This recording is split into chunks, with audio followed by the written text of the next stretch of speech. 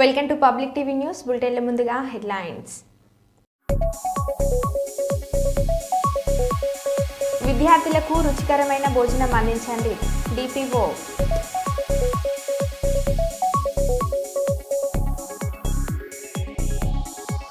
Kuppam municipal కార్యాలయంలో ఘనంగా రాజ్యాంగ దినోత్సవ వేడుకలు.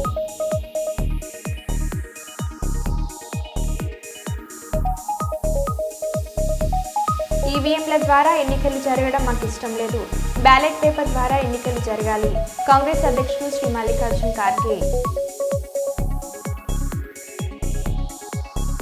నిరుపేద కుటుంబాలకు బ్లాంకెట్లు చీరను పంపిణీ చేసిన వాసవి క్లబ్ బెల్లంపల్లి అధ్యక్షుడు సామా మహేష్. కలెక్టరేట్ కాన్ఫరెన్స్ హాలులో రబీ పంటలకు నీటి విడుదల సమావేశంలో పాల్గొన్న మంత్రి TG Bharat, MLA Goud Charitha Reddy.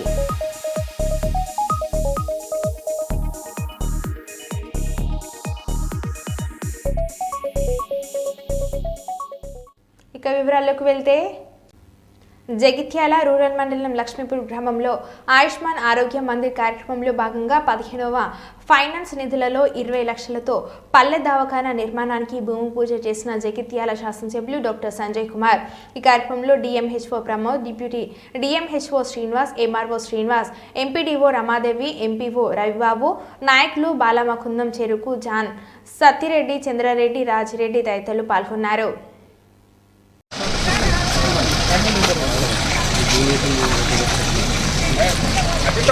Phone video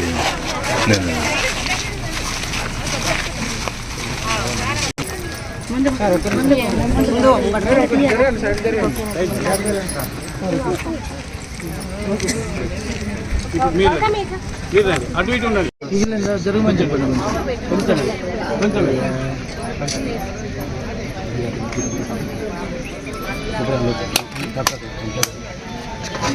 Ramachandra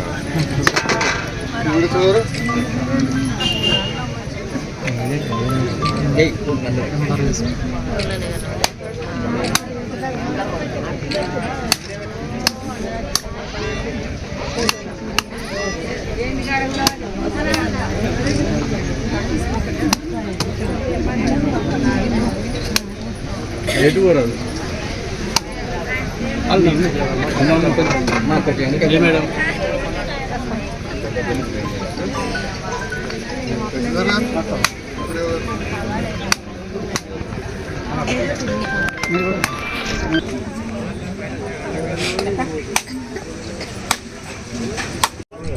Gangadhar CPM గారు, సత్తిరెడ్డి దాయ్,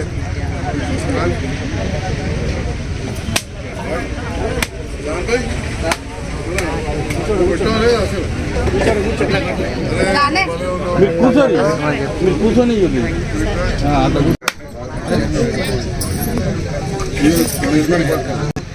ఇద్దరు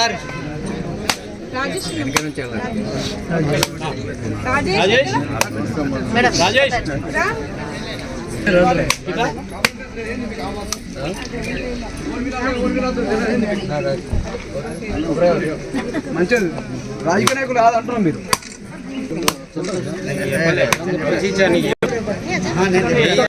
నీకంటే ఎక్కువనే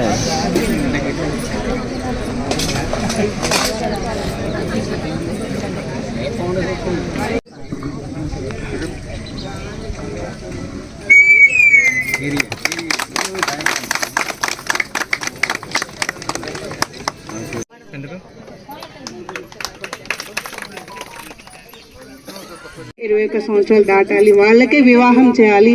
అంతలోపు ఆ వయసులోపు వివాహాలు చేసినట్టయితే వాళ్ళకు ఆరోగ్యరీత్యా కావచ్చు, ఏ విధంగా చూసుకున్నా కానీ అది కరెక్ట్ కాదు. దానికి చట్టం చేశారు మన ప్రభుత్వం నుండి. మనకు అది ఇంప్లిమెంట్ చేయడానికి ఈరోజు ప్రమాణం కూడా చేయించడానికి ఒకటి ఇచ్చారు. దయచేసి అందరూ కూడా మేము చెప్తా ఉంటాం, అందరూ ప్రతిజ్ఞ చేయాల్సిందిగా కోరుతున్నాం. అందరూ 18 సంవత్సరాలు 20 సంవత్సరాలు దాటినట్టయితే సంతోషం. పూర్తి నెలలు ఉన్నారు, అట్లాగే పురుషులు కూడా ఉన్నారు. అంటే మేము 18 సంవత్సరాల కంటే తక్కువ వయసు ఉన్న అమ్మాయిలకు 21 సంవత్సరాల కంటే తక్కువ వయసున్న అబ్బాయిలకు బాలికలకు ఉన్న హక్కులను మరియు వారి బాల్యత్వాన్ని మేము కాపాడుతామని మా గ్రామాన్ని మరియు దేశాన్ని బాల్య వివాహ రహిత దేశంగా తీర్చిదిద్దుతామని ప్రతిజ్ఞ చేయుచున్నాము. లక్ష్మీపూర్ గ్రామంలో పల్లె దవాఖానా భూమి పూజ కార్యక్రమం సందర్భంలో నాతో పాటు ఈ కార్యక్రమం పాల్గొన్న గౌరవ జిల్లా వైద్యాధికారి మన చిల్వాకోడూరు వాస్తవులే డాక్టర్ ప్రమోద్ గారికి, deputy DMDHO program officer Srinivas గారికి, గౌరవ తహసీల్దార్ గారికి, ఎంపీడీఓ గారికి, ఎంపీఓ గారికి, ఏఈ రాజమల్లయ్య గారికి, వైద్య సిబ్బందికి, వివిధ డిపార్ట్మెంట్ల నుంచి వచ్చిన సిబ్బందికి, మా అంగన్వాడీ ఆయమ్మలకు, ఆశమ్మలకు, స్టాఫ్కు, ఎమ్మెల్యేస్పీ గారికి, పాత్రికేయ మిత్రులకు, వివిధ గ్రామాల నుంచి వచ్చిన నాయకులు, పులాస, జాప్తాపూర్, ధర్మారం, చుట్టుపక్కల గ్రామాల నుంచి నాయకులు వచ్చిన వారందరూ కూడా పేరు పేరున నా హృదయపూర్వక నమస్కారాలు తెలియజేస్తున్నాను. శ్రీవారి సుప్రభాత సేవల్లో పాల్గొన్న ప్రముఖ సినీ నటి Jyothika madam second madam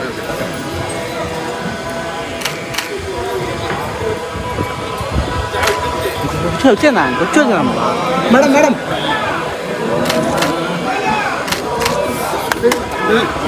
Jagan Reddy ఇక్కడ సిబిఐ కేసుల్లాగా 10 ఏళ్ళు 20 ఏళ్ళు సాగుతాయి అనుకుంటున్నావేమో. అమెరికా కోర్టులు ఏడాదిలోపే తేల్చేస్తాయి. జగన్ రెడ్డి అమెరికా జైల్లో బ్రెడ్లు జామ్ మాత్రమే పెడతారు. ఇంటి నుంచి చేపల పులుసు, మటన్ బిర్యానీ తెచ్చుకునేందుకు వీలు లేదు. సిగ్గులేదా మీకు? సిగ్గులేదా? ఇప్పుడేం చెప్తారు? నేను చెప్పటంలా, FBI చెప్తుంది, కోర్టు చెప్తుంది, అమెరికాలో ఉండే కోర్టు. ఇంకొక విషయం కూడా చెప్తున్నా కలాం రెడ్డి, జగన్మోహన్ రెడ్డి, నీకు కూడా నువ్వు అనుకుంటున్నావేమో ఇక్కడ సిబిఐ కేసులు జరిగినట్టు, ఈడీ కేసులు జరిగినట్టు 14 సంవత్సరాల నుంచి 28 సంవత్సరాల వరకు నడిపిస్తానని. ఈడేమి రాశారు తెలుసా? Jury trial by demand. Jury trial by demand అంటే ఏందో తెలుసా? అది ఎక్స్ప్లెయిన్ చేస్తా. చాలా ఇంట్రెస్టింగ్ సబ్జెక్ట్. జ్యూరీ అంటే మన ఇండియన్ కోర్ట్స్లో జడ్జి ఉంటారు, జడ్జి గారే జడ్జిమెంట్ ఇచ్చేస్తాడు. అమెరికాలో అట్ట ఉండదు. ఒక జ్యూరీ ఉంటుంది. ప్రజల్లో నుంచి ఒక 20-30 మందిని ఎంచుకొని ఆ 20-30 మంది అంటే ఆ జ్యూరీ వాళ్ళు చెప్తారు ఇతను తప్పుడు చేశాడా లేదా అని. కాబట్టి తప్పించుకోలేవు అని కూడా నేను మనవి చేస్తూ ఉన్నా. This is a trial by the jury. It is trial by jury, not by an independent court. It's jury trial in US. కరెక్ట్గా సంవత్సరం లోపల జడ్జిమెంట్ వచ్చేస్తుంది. రెడ్డి గారు, మీరు ఎవరెవరు ఇన్వాల్వ్ అయి ఉండారో దీంట్లో అందరు ఇంగ్లీష్ బాగా నేర్చుకోండి. అమెరికా జైల్లో బ్రెడ్ ముక్కలే పెడతారు. మీరు అన్నం తినడం ఆపేయండి. జగన్మోహన్ రెడ్డి, బ్రెడ్ తినడం నేర్చుకో. బ్రెడ్ జామే ఇస్తారు. ఇక్కడ మన జైలులు కాదు నాయన. భారతక్క క్యారియర్లో చేపల పులుసు, మటన్ కర్రీ, బిర్యానీ తెచ్చేదానికి అవన్నీ అమెరికా జైల్లో ఒప్పుకోరు. కాబట్టి ఇప్పటి నుంచే తయారు కావాలి అని కూడా మనవి చేస్తా ఉన్నాం. ఎండపల్లి మండల కేంద్రంలోని ఎంఆర్ఓ కార్యాలయం నందు ఎస్సీ వర్గీకరణ ద్వారా మాల ఉపకులాలకు జరుగుతున్న అన్యాయాన్ని అడ్డుకునేందుకు జరుగుతున్న పోరాటంలో భాగంగా హైదరాబాద్లో జరిగే డిసెంబర్ 1న జరిగే మాలల సింహగర్జనకు మాలలంతా తరలివచ్చేందుకు సిద్ధం కావాలని మాలలకు జరుగుతున్న అన్యాయాన్ని వారికి వివరించారు. అనంతరం గూఢపత్రిని ఆవిష్కరించారు. ఈ కార్యక్రమంలో రాష్ట్ర అధ్యక్షులు బొల్ల మల్లేశం, మండల అధ్యక్షుడు రెడ్డి మల్ల తిరుపతి, మండల నాయకులు గౌరీ ప్రభాకర్, కోడి గంగయ్య, కంది విష్ణుమూర్తి, దేవి రవీందర్ తదితరులు పాల్గొన్నారు. హలో మాల్ అంటే చలో హైదరాబాద్ అన్నట్టు అందరం కూడా ప్రతి ఊళ్ళకి వెళ్ళి పెద్ద ఎత్తున మన మాల సంఖ్య ఎంత ఉన్నదో అంత చూపించుకోవాలని ఈరోజు ఇక్కడికి రావడం జరిగింది. అందరం వచ్చి విలేజ్లకు వెళ్ళి అదే పోస్టర్ విడుదల చేయడం జరిగింది. దీన్ని విజయవంతం చేయాలని మా మాల సోదరులకు, పత్రికా మిత్రులకు అందరికీ మా యొక్క అభినందనలు తెలియజేసుకుంటూ ముగిస్తున్నాను. మండల కేంద్రంలో ఎండపల్లి మండల విలేజ్లు ఎన్ని ఉన్నాయో అన్ని విలేజ్లకు వెళ్ళి మాల ఐక్యవేదిక అధ్యక్షులు రావడం జరిగింది. అలాగే మళ్ళీ ఇంకా మాతోటి సోదరులు కూడా ప్రతి విలేజ్లకు వెళ్ళి ఇక్కడికి రావడం జరిగింది. ఈ రావడం దీని ఉద్దేశం ఏంటంటే, ముఖ్య ఉద్దేశము డిసెంబర్ 1 హైదరాబాదు మాల సభ ఉంది కాబట్టి, మాలల మీటింగ్ ఉంది కాబట్టి, మాలలు అంతా మనం ఎంతమంది ఉన్నామో అసలు ఈ రాష్ట్రంలో 2 రాష్ట్రాలల్లో తెలుసుకోవడానికి మన వెంకటస్వామి వివేక్ గారు మాల సంఘాలు మొత్తం కలిసి రావాలి, ఇందులో ఎన్ని సంఘాలున్నా అన్ని సంఘాలు ఉప సంఘాలు అన్నీ కలిసి రావాలని వాళ్ళు పిలుపునిచ్చడం జరిగింది. దానికి తెలంగాణ రాష్ట్రంలో ఉన్నటువంటి మాలలు డిసెంబర్ 1 తారీఖు నాడు హైదరాబాదు తల్లి రావాలని ఈ ఎండపల్లి మండల వాల్ పోస్టరు విడుదల చేసిన సందర్భంగా దాన్ని మాల సోదరులు, అన్న తమ్ములు, అక్క చెల్లెళ్ళు అందరికీ జై భీం చెప్పుకుంటూ జై తెలంగాణ.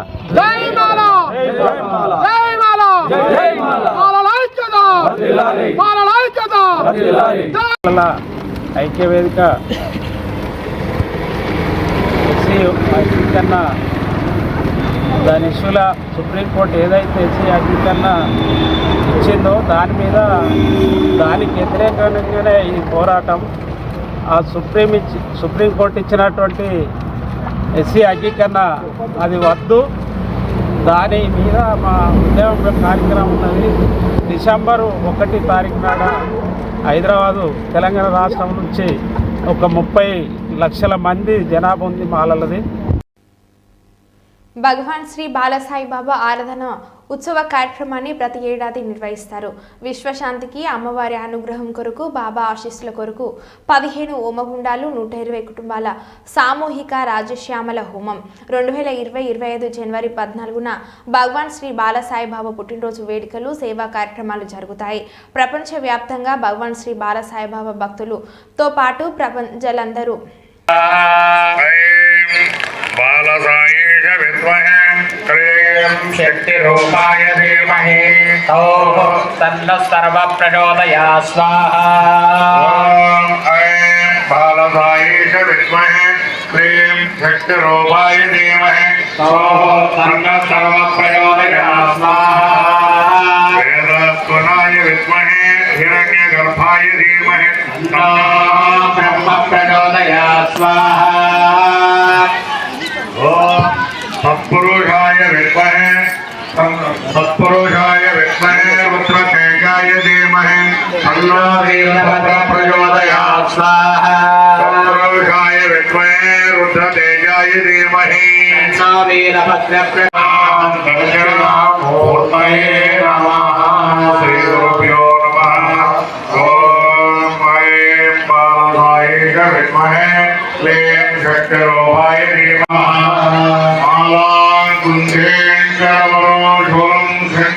सुदर्शनम् प्रदानं भक्तवरदं शक्तिरूपाय धीमहि तन्नः सर्वः प्रचोदयात् स्वाहा। ॐ ऐं बाल स्वाहा। केवलम् आज्यं नेयि मात्रमे स्वाहा।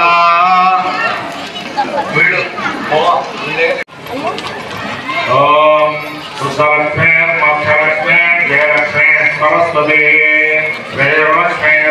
భగవాన్ శ్రీ బాలసాయి బాబా గారి యొక్క ఆరాధన ఉత్సవాన్ని జరుపుకుంటున్నాము. బాబా గారి యొక్క ఆరాధన ఉత్సవంలో భాగంగా ప్రతి సంవత్సరం చేసినట్టుగానే సామూహికంగా ఈ సంవత్సరం రాజశ్యామల హోమము భక్తులందరి చేత సుమారుగా 120 మంది పాల్గొని 15 హోమగుండాలలో ఈ యొక్క హోమాన్ని విశ్వశాంతికి, అందరికీ అమ్మవారి యొక్క అనుగ్రహం, బాబా గారి యొక్క ఆశీస్సులు ఎల్లప్పుడూ ఉండాలని ప్రార్థిస్తూ ఈ కర్నూలు పట్టణము, మన ఆంధ్రప్రదేశ్, తెలంగాణ, అదేవిధంగా మన దేశము, ప్రపంచం అంతా కూడా సుఖశాంతులతోటి సౌభాగ్యంగా ఉండాలని ఆ యొక్క అమ్మవారిని, భగవాన్ శ్రీ బాలసాయి బాబా వారిని ప్రార్థిస్తూ ఈ యొక్క హోమాన్ని నిర్వహిస్తూ ఉన్నాం.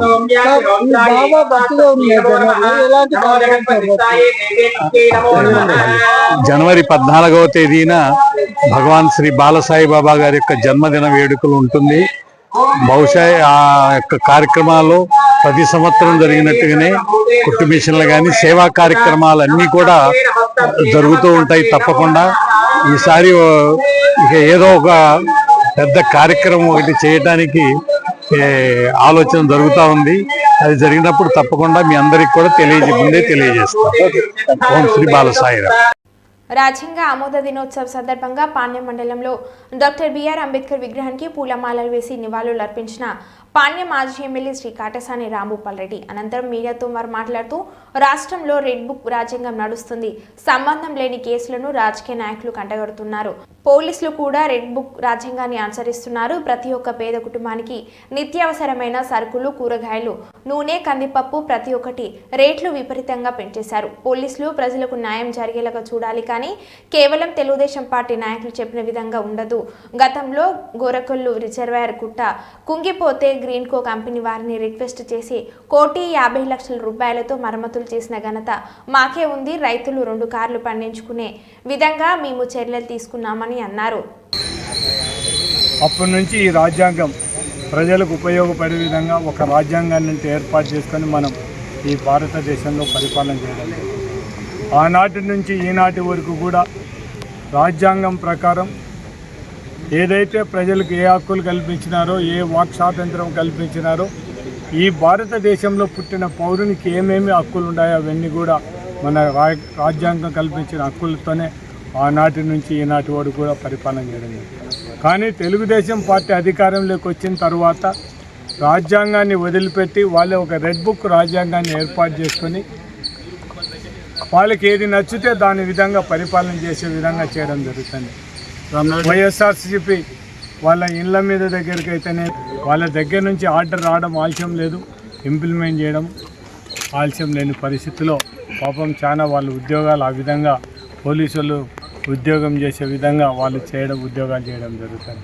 అన్ని ఆఫీసులు ఎక్కడ చూసినా కూడా ఏం మాట్లాడాలనే కూడా ప్రజాస్వామ్యానికి సంబంధించిన న్యాయబద్ధంగా ప్రజలకు జరగాల్సిన పనులు కూడా జరగని పరిస్థితిలో ఉండడం జరుగుతుంది. మేము మా ప్రభుత్వం ఉన్నప్పుడు తెలుగుదేశం నాయకులందరూ కూడా రోడ్లెక్కి మాట్లాడడం జరిగింది. జగన్మోహన్ రెడ్డి వల్లనే ఈ రాష్ట్రంలో మొత్తం రేట్లల్లో పెరిగిపోయినాయి. కూరగాయల ధరలు అయితే, నూనె ధరలు అయితే జగన్మోహన్ రెడ్డి పెంచడం జరిగింది. కానీ ఇప్పుడు ఒక్కసారి తెలుగుదేశం నాయకులను ఒక్కసారి అడిగేది ఒకటే, ఈ రేట్లలో మీ చంద్రబాబు పెంచుతున్నాడా, లేకుంటే మీ పవన్ కళ్యాణ్ పెంచుతున్నాడా, మీ లోకేష్ బాబు పెంచుతున్నాడా? మీరు ఒక్కసారి ఈ రేట్లను, కూరగాయల రేట్లు ఒక్కసారి చూడండి. మొత్తం రైతులకు సంబంధించిన వరకు మార్కెట్లో ఉండే రేట్లు ఏ విధంగా ఉన్నాయి, నూనెలు ఏ విధంగా ఉన్నాయి. మేము ఉన్నప్పుడు 110 రూపాయలు ఉండే, ఇప్పుడు శనకాయ నూనె 160 రూపాయల పైన పోయింది. పామ్ ఆయిల్ అంతా కూడా 90-80 ఉండే. మనం సెంట్రల్ గవర్నమెంట్ ఇచ్చే రేటు గిన లోపల గిన మార్కెట్లో ఉంటే మనం ప్రభుత్వం తరఫున కొని రైతులకు అందరికీ న్యాయం చేసిన పరిస్థితి. ఒక్కసారి మొక్కజొన్న కానీ లేకుంటే ఇవన్నీ కూడా ఒక్కసారి చూసుకొని వరి అయితేనేమి ఇవన్నీ కూడా మొత్తం మనం రైతు భరోసా కేంద్రాలు పెట్టి దానిలో నుంచి మనం తీసుకోవడం జరిగింది. మొత్తం అంతా కూడా ఆ రోజు కూడా రైతు భరోసా కేంద్రాల నుంచి రైతులకు కావాల్సిన మందులు అయితేనేమి, ఇంకొకటి అయితేనేమి అవన్నీ కూడా ఎరువులన్నీ కూడా మొత్తం ఊర్లకే తెచ్చి మనం చేసిన పరిస్థితి. కానీ ఇప్పుడు ఒకటే తెలుగుదేశం నాయకులు మమ్మల్ని అంతకుముందు మేము పరిపాలన చేసినప్పుడు వైఎస్ఆర్సీపీ గవర్నమెంట్ కాబట్టి ఈ రేట్లలో పెరిగిపోయినాయి. ఇప్పుడు ఎవరి వల్ల పెరిగిపోతానో ఒక్కసారి ఆలోచించమని చెప్పడం జరుగుతుంది. మేము ఉన్నప్పుడు పరిస్థితికి ఇప్పుడు ఉండే పరిస్థితికి ఒక్కసారి ఆలోచించాం. మేము చేతులుంది మేము ఏం చెప్తున్నాను కూడా జరుగుతుంది అనుకుంటాం. ఇప్పుడు మనం కరెంటుది ఒక ఛార్జీలు ఒకసారి చూసుకుంటే సెంట్రల్ గవర్నమెంట్ ఇచ్చిన సంస్థతోనే 2.69 పైసలకు వాళ్ళు కమిట్మెంట్ అయితే, అంతకుముందు 4.29 పైసలు ఉంటే దాన్ని తగ్గించి ఈరోజు 2.69 పైసలు తీసుకొని వస్తే ఒక్కసారి ఆలోచించండి. తక్కువ ఇచ్చినోడు తక్కువ రేటు చేసుకునేటోడు కిక్ బ్యాక్ ఇస్తాడో లేకుంటే ఎక్కువ ఒప్పందం చేసుకునేట్లకి ఇస్తారో మీరు అందరూ కూడా ఒక్కసారి మీడియా మిత్రులందరినీ కూడా కోరేది ఒకటే. ఒకవేళ మాకు మీరు సపోర్ట్ లేకపోయినా కూడా ముఖ్యంగా అదే కొంతమంది మీడియా మిత్రులను ఒకటే అడుగుతున్నాం, నిజాలు రాయండి. ప్రజలకు సంబంధించిన వరకు ఏదైనా ఒకవేళ మేము తప్పు చేసినప్పుడు తప్పు ఎత్తి చూపించడానికి కూడా మీడియా ఉండేది, ప్రజలకు నిజాలు తెలచడానికే తప్ప కేవలం ఒకరి కోసం కొమ్ము కాసి వాళ్ళు ఏం చెప్తే వాళ్ళు ఎస్ అంటే ఎస్, నో అంటే నో అనే పరిస్థితి మాత్రం ఆ మీడియా వాళ్ళకు ఉండొద్దని మాత్రం నేను విజ్ఞప్తి చేస్తున్నాను. మొత్తం ఇవన్నీ కూడా ఒక్కసారి చూసుకుంటే ఈ రాజ్యాంగం. నిన్న పాండ్యం నియోజకవర్గంలో ఒక ఇన్సిడెంట్ చూడడం జరిగింది. తెలుగుదేశం నాయకులు ఒకరొకరు ఫోన్లలో మాట్లాడుకొని వాళ్ళే వైరల్ చేసుకోవడం జరిగింది. ఎవరో మన వాళ్ళకి వస్తే మన వాళ్ళు కూడా దాన్ని ఫార్వర్డ్ చేసినారని చెప్పి వాళ్ళకి 41 నోటీస్ ఇచ్చిన పరిస్థితి. ఇంకొకసారి నేను పోలీసు వాళ్ళని కోరేది ఒకటే, కారసాని రాంభూపాల్ రెడ్డి మీద తెలుగుదేశం నాయకులు పెట్టిన పోస్టులు ఇవన్నీ కూడా నేను కూడా ఖచ్చితంగా ఎస్పీ గారికి అందరికీ పవిత్రమైన విశిష్టమైన రాజ్యాంగ వజ్రోత్సవ శుభాకాంక్షలు. భారత రాజ్యాంగ ప్రపంచంలోనే అతిపెద్దది. భవిష్యత్తులో ఎదురయ్యే సవాళ్లను ఊహించి రాజ్యాంగం రచించారు. ప్రపంచంలోని అతిపెద్ద రాజ్యాంగాన్ని, అతిపెద్ద ప్రజాస్వామ్య దేశానికి పరిరక్షణ కలిగించిన రోజు, మన రాజ్యాంగాన్ని రాజ్యాంగ పరిషత్ ఆమోదించిన రోజు కూడా ఇప్పుడే చాలా మంది మాట్లాడారు. భారత రాజ్యాంగ నిర్మాత డాక్టర్ బిఆర్ అంబేద్కర్ సారథ్యంలో 2 సంవత్సరాల 11 నెలల 18 రోజుల పాటు సుదీర్ఘంగా ఆలోచించి రాసినటువంటి రాజ్యాంగం. అది కూడా ప్రపంచంలోనే ఒక లిఖిత రాజ్యాంగంగా ఈ రోజు మనం చూస్తే ఇది అమలు చేసి 75 సంవత్సరాలైనా ఎన్నో సవాళ్లు వచ్చినా ఆ సవాళ్లన్నీ అధిగమించి దేశ భవిష్యత్తుని, అదే మాదిరిగా భారతదేశ సమైక్యతను కాపాడుకుంటూ ముందుకు పోగలిగాం. డాక్టర్ అంబేద్కర్ 125వ జయంతి సందర్భంగా 2015 నుంచి రాజ్యాంగాన్ని భారత రాజ్యాంగ దినోత్సవంగా జరుపుకుంటూ ముందుకు పోవాలని గవర్నమెంట్ ఆఫ్ ఇండియా నిర్ణయించడం. మనం రాజ్యాంగాన్ని సమర్పించిన రోజు ఈ రోజైనా మనం అందరం కూడా జనవరి 26 నుంచి మన రాజ్యాంగాన్ని పరిరక్షించుకున్న దినోత్సవంగా మనం ముందుకు పోతూ వచ్చాం. అయితే ఈ రోజు మనం దీన్ని ఒక 2 ఒకేషన్ లో గుర్తు చేసుకుంటున్నాం. స్వాతంత్ర దినోత్సవం జరుపుకుంటున్నాం. మొన్నటి వరకు జనవరి 26 రిపబ్లిక్ డే మాత్రం జరుపుకున్నాం. ఎన్డీఏ గవర్నమెంట్ వచ్చిన తర్వాత రాజ్యాంగాన్ని ఆమోదించిన రోజు కూడా మనం జరుపుకోవాలని నిర్ణయించడం అనేది చాలా ముఖ్యం. రాజ్యాంగాన్ని ఇప్పుడు మన అందరం కూడా మన మైండ్ ని కంట్రోల్ చేయాలన్నా, కండిషన్ చేయాలన్నా ఏ రిలీజన్ సంబంధించి ఆ రిలీజన్ రిమైండర్ కింద చేసుకుంటూ వస్తున్నాం. హిందువులు చూస్తే దేవాలయాలు పోతారు, భగవద్గీతను ప్రాక్టీస్ చేస్తారు. క్రిస్టియన్స్ చూస్తే చర్చిలకు పోతారు, అక్కడి నుంచి ఏదైతే బైబిల్ ఉందో బైబిల్ ని చేస్తారు. ముస్లింస్ చూస్తే ఎక్కడ మసీదుకి వెళ్లి ప్రతి వారం కూడా మసీదుకి వెళ్లి అదే సమయంలో ఖురాన్ ని ప్రాక్టీస్ చేస్తా ఉంటారు. అలాంటిదాన్ని మనం కూడా ఆలోచించాల్సింది. భారత రాజ్యాంగం అన్ని మతాలకు, అన్ని ప్రాంతాలకు, అందరికి కూడా ఒక పవిత్రమైన గ్రంథం. ఇది ఆ స్ఫూర్తిని కూడా ఒకసారి గుర్తు చేసుకోవాల్సిన అవసరం ఉంది.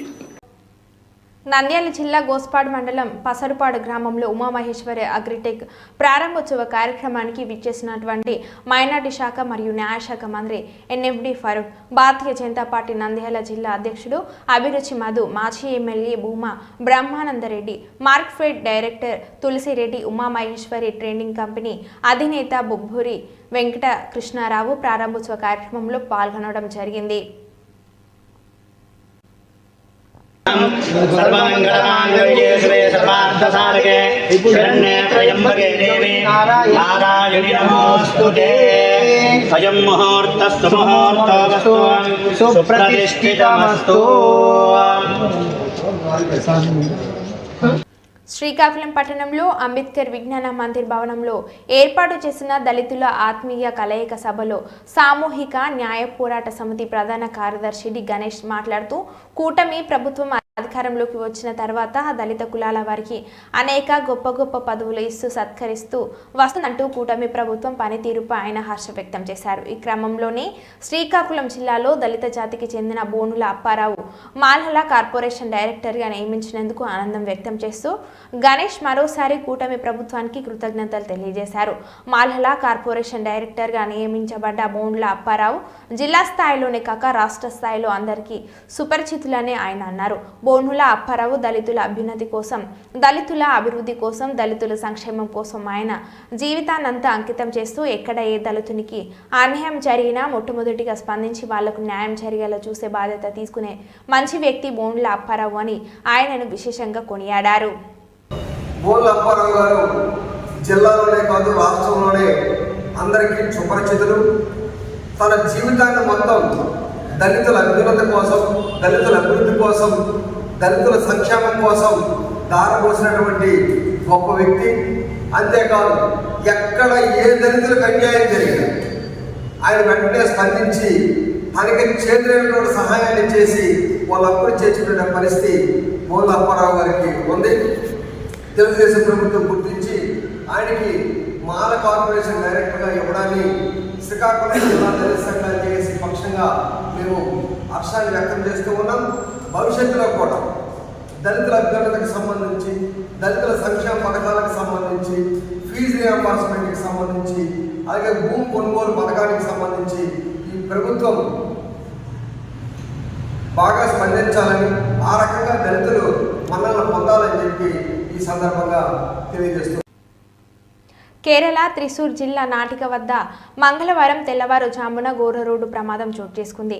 కల్పలోడుతో వెళ్తున్న లారీ జాతీయ రహదారి పక్కన నిద్రిస్తున్న వారిపైకి దూసుకు వెళ్లడంతో 2 చిన్నారులు సహా 5 మృతి చెందారు.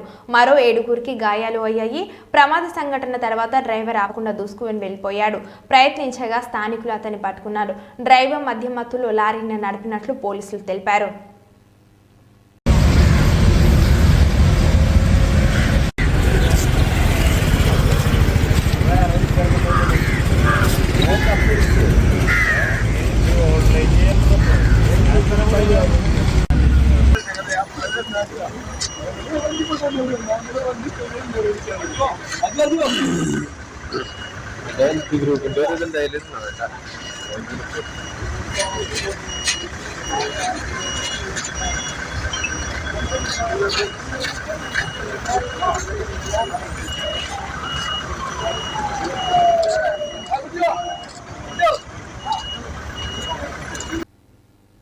మరో బులెటిన్లో మళ్ళీ కలుద్దాం. Stay tune.